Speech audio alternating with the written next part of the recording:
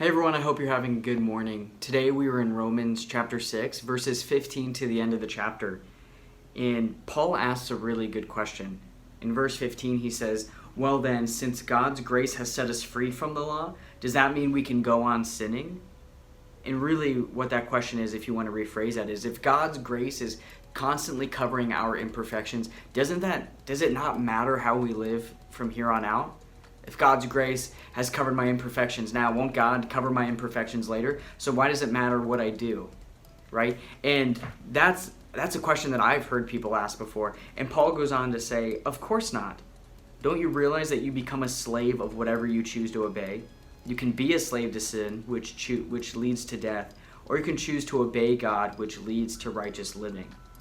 You know, you can be a slave to sin and you can follow sin, but that path leads to death. And as we looked at the storyline of the Bible when we just went through this series, The Ark, during Collective Live, we saw that God had a plan for people, a way to have good relationships, healthy relationships, thriving relationships.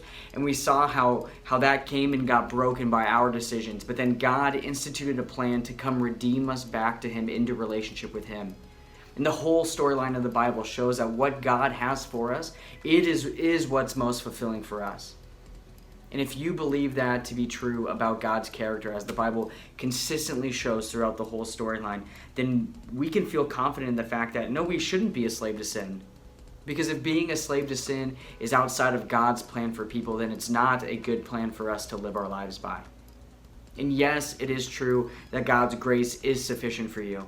Your imperfections, and the things that you've done in your life, God's grace is able to cover that. But we don't have to rely on that as a way to give us an excuse to live however we want. God wants what's best for you. And so today, as you're going about your life, think about the grace that God has that is setting you free from the law, and know that what God has for you is good for you. Guys, we look forward to seeing you tomorrow. Have a great day.